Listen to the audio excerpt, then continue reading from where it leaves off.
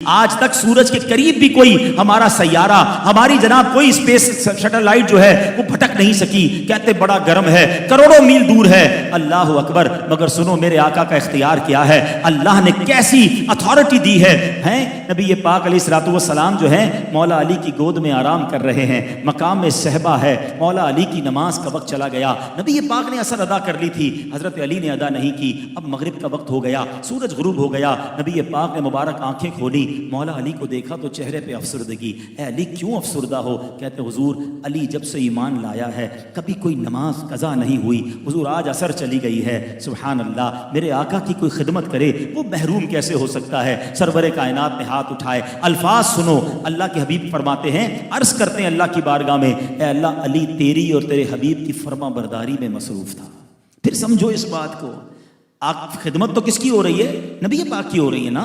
آقا نے آرام کیا تھا مگر اللہ کے نبی کیا فرما رہے ہیں، عرض کیا کر رہے ہیں؟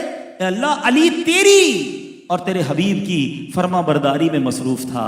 سبحان اللہ. اب اعلیٰ حضرت کا شعر شاید جلدی سمجھ آ جائے گا کہ بخدا خدا کا یہی ہے در، بخدا خدا کا یہی ہے در، نہیں اور کوئی مفر مکر جو وہاں سے ہو یہیں آگے ہو، جو یہاں نہیں وہ وہاں نہیں. اللہ کے حبیب نے دعا کی. دنیا نے آج تک یہ منظر نہیں دیکھا تھا. لونر سائیکل جو ہے یہ بتاتی ہے کہ جناب عصر کے بعد مغرب اور مغرب کے بعد عشاء کا وقت ہوتا ہے. مگر اس دن زمانے نے عجب منظر دیکھا. عصر کے بعد مغرب تو ہوئی مگر مغرب کے بعد پھر عصر کا وقت شروع ہوتا ہے. سورج واپس پلٹتا ہے، سورج کی شعائیں جناب اس علاقے میں پھیلتی ہیں اور مولا علی اپنی اثر ادا کرتے ہیں. نبی پاک کی کس کس اختیار کی بات کی جائے. اب کس طرح اب بیماروں کا علاج فرما دیتے، زہر کا تریاق فرماتے. غار ثور کا واقعہ کسے یاد نہیں؟ بچپن سے واقعہ سنا ہے، سینکڑوں بار سنا ہے. جب بھی سنتے ہی ایمان تازہ ہوتا ہے کہ سیدنا ابوبکر صدیق کی گود میں جب نبی پاک آرام فرما رہے تھے، سانپ نے کاٹا. صدیق اکبر نے کیا فیصلہ کیا؟ جان جاتی ہے تو جائے، محبوب پاک کا آرام میں خلل نہیں ہونا چاہیے. آنکھوں سے آنسو نکلے، نبی پاک کے مبارک رخسار پر گرتے ہیں. آقا آنکھیں کھل کے فرماتے ہیں، اے ابو بکر کیا ہوا؟ کہتے حضور سانپ نے کاٹ لیا ہے. نبی پاک نے کسی ایمرجنسی وارڈ کی طرف نہیں بھیجا، کسی ہاسپٹل کے پاس نہیں بھیجا.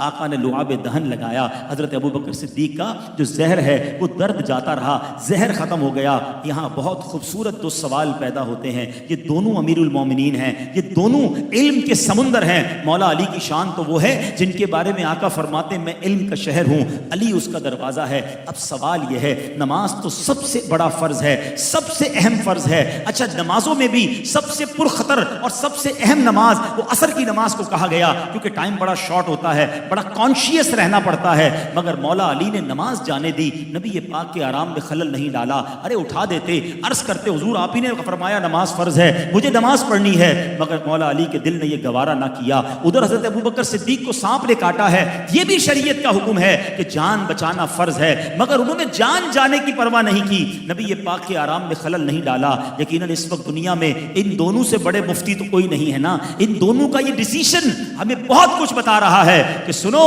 یہ فیصلہ کیا تھا، یہ ڈیسیشن کیا تھا، سیکھنے کو کیا ملا. بریلی کے تاجدار یہ ساری بات دو تین شعروں میں ہی سمجھا دیتے ہیں. آپ فرماتے ہیں مولا علی نے واری تیری نیند پر نماز، اور وہ بھی عصر سب سے جو اعلیٰ خطر کی ہے. صدیق بلی غار میں جاں ان پہ دے چکے اور حفظ جاں تو جان فروز غرر کی ہے. دونوں نے تو کام کر لیا نا، مگر آقا نے کیا کیا؟ ہاں تو نے انہیں جان، انہیں پھیر دی نماز، پر وہ تو کر چکے جو کرنی بشر کی ہے. انہوں نے اپنے کام کر دیا.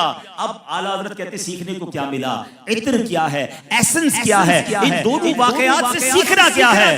آپ کہتے ہیں ثابت ہوا کہ جملہ فرائض فرو ہیں. پتا چلا کہ سارے فرض جو ہے نا یہ شاخیں ہیں، فرو کہتے ہیں برانچز کو. تو پھر اصل کیا ہے، ٹری کیا ہے، تنا کیا ہے؟ فرمایا ثابت ہوا کہ جملہ فرائض فرو ہیں، اصل الاصول بندگی استاج ور کی ہے.